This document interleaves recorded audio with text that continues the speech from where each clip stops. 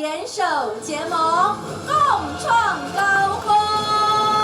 台糖公司董事长甲台湾中油总经理提起加油枪，两个品牌标志大大升起，象征正式革命。台南市副市长叶泰山特别到场，见证这历史性的一刻。中油跟台糖公司其实是台湾最重要的国营事业，所要面临的不只是市场上的一个竞争，还要肩负起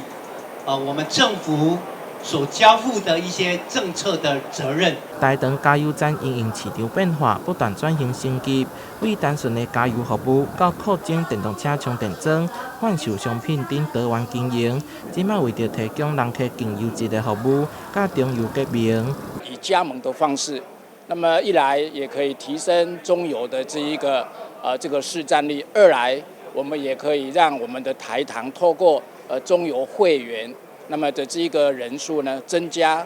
来台糖的这个来客数。台糖甲中油拢是国营事业，透过革命合作，共享品牌优势以及资源，同时强化双方市场竞争力甲影响经营。台糖旗下73间加油站也将以全新的样貌继续服务消费者。我们公司这个企业识别体系呢，各位可以看到是红白蓝三个颜色，代表就是品质第一，